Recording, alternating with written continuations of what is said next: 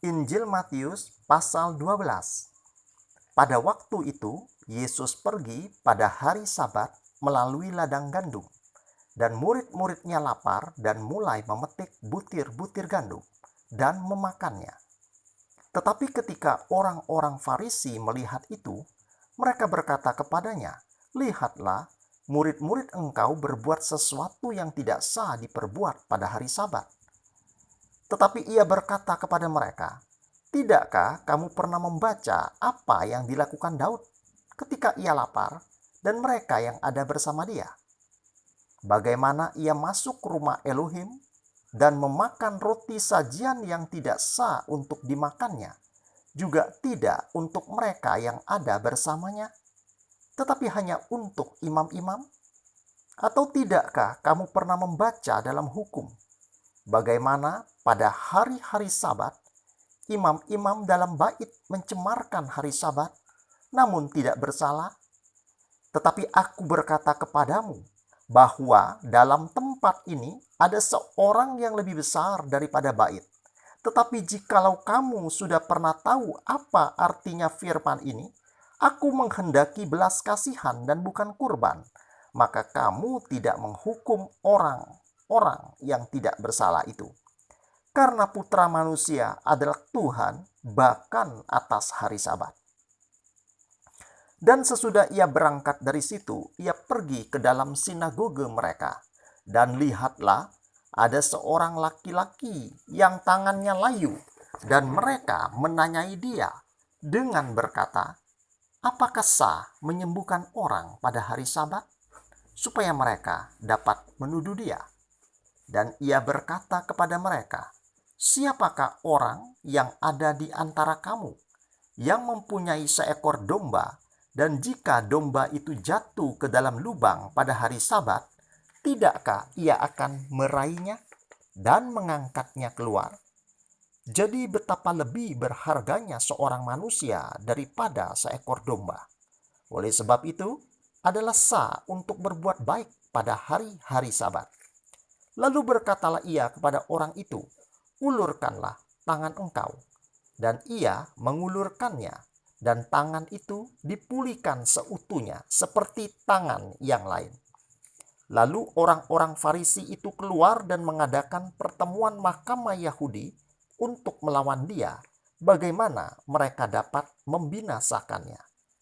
Tetapi ketika Yesus mengetahui hal itu, ia mengundurkan dirinya dari situ, dan kerumunan yang besar mengikuti dia, dan ia menyembuhkan mereka semua, dan memperingatkan mereka bahwa mereka seharusnya jangan memasyurkan dia, supaya digenapilah yang dikatakan oleh Nabi Yesaya dengan berkata, "Pandanglah hambaku yang sudah kupilih, kekasihku, di dalamnya jiwaku berkenan.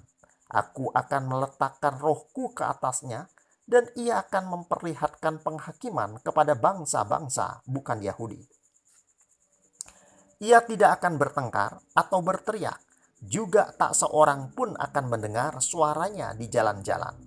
Sebatang bulu yang terkulai tidak akan dipatahkannya, dan linen yang berasap tidak akan dipadamkannya sampai ia mengeluarkan penghukuman pada kemenangan. Dan dalam namanya bangsa-bangsa bukan Yahudi akan percaya." Lalu dibawa kepadanya seorang yang kerasukan demon, buta dan bisu, dan ia menyembuhkannya sedemikian rupa sehingga orang yang buta dan bisu itu berbicara dan melihat. Dan semua orang takjub dan berkata, "Bukankah ini sang putra Daud?" Tetapi ketika orang-orang Farisi mendengar itu, mereka berkata, "Orang ini tidak mengusir demon-demon kecuali oleh Beelzebub, penguasa demon-demon." Dan Yesus mengetahui pikiran-pikiran mereka dan berkata kepada mereka, "Setiap kerajaan yang terbagi melawan dirinya dibawa ke kerusakan, dan setiap kota atau rumah yang terbagi melawan dirinya tidak akan bertahan. Dan jikalau setan mengusir setan, ia terbagi melawan dirinya. Jadi bagaimanakah kerajaannya bisa bertahan? Dan jikalau aku oleh Beelzebub mengusir demon-demon, oleh siapakah anak-anakmu mengusirnya?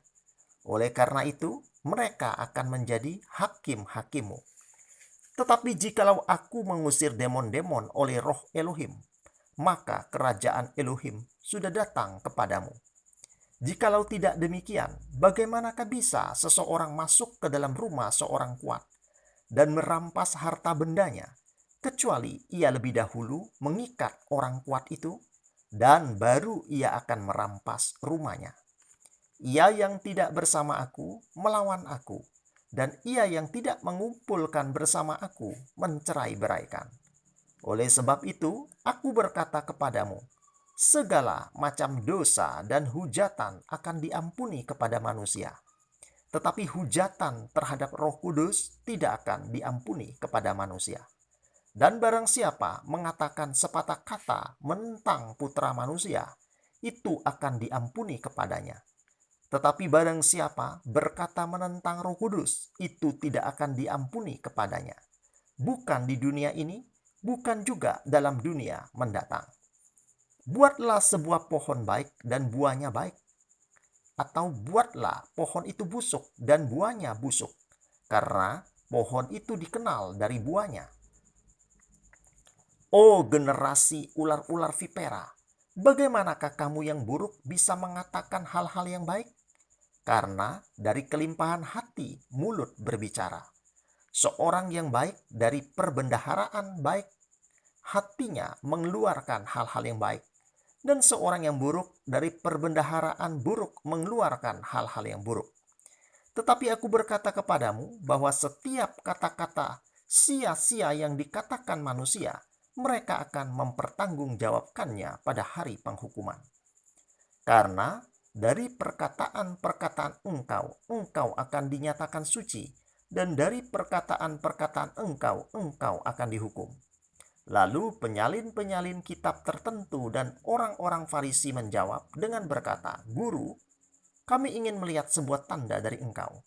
Tetapi ia menjawab dan berkata kepada mereka, sebuah generasi yang buruk dan berzina mencari suatu tanda, dan tidak akan ada tanda diberikan kepadanya selain tanda Nabi Yunus. Karena seperti Yunus selama 3 hari dan 3 malam ada dalam perut ikan paus, demikianlah putra manusia selama 3 hari dan 3 malam akan ada di dalam hati bumi. Pria-pria Niniwe akan bangkit dalam penghukuman, menentang generasi ini dan akan menghukumnya, karena mereka berubah pikiran pada pengkhotbahan Yunus. Dan lihatlah, yang lebih besar daripada Yunus ada di sini. Ratu dari selatan akan bangun dalam penghukuman, menentang generasi ini, dan akan menghukumnya, karena ia datang dari bagian-bagian bumi yang paling jauh untuk mendengar hikmat Salomo. Dan lihatlah, yang lebih besar daripada Salomo ada di sini. Ketika roh yang najis keluar dari seorang manusia, ia berjalan melalui tempat-tempat kering dengan mencari peristirahatan dan tidak mendapatinya. Lalu ia berkata, aku akan kembali ke rumahku dari mana aku sudah keluar. Dan ketika ia datang, ia mendapatinya kosong, tersapu, dan terhias. Lalu pergilah ia dan mengambil bersama dirinya 7 roh lain yang lebih buruk daripada dirinya. Dan mereka masuk dan tinggal di situ, dan keadaan terakhir orang itu adalah lebih buruk daripada semula. Demikianlah juga akan terjadi kepada generasi yang buruk ini. Sementara ia masih berbicara kepada masyarakat, lihatlah ibunya dan saudara-saudaranya berdiri di luar, hendak berbicara dengan dia. Lalu seseorang berkata kepadanya, lihatlah ibu engkau dan saudara-saudara engkau berdiri di luar, hendak berbicara dengan engkau. Tetapi ia menjawab dan berkata kepada dia yang memberitahunya, siapakah ibuku dan siapakah saudara-saudaraku? Dan ia mengulurkan tangannya ke arah murid-muridnya dan berkata, lihatlah ibuku dan saudara-saudaraku. Karena barang siapa yang berbuat kehendak Bapakku yang ada di sorga, ia adalah saudaraku dan saudariku dan ibuku.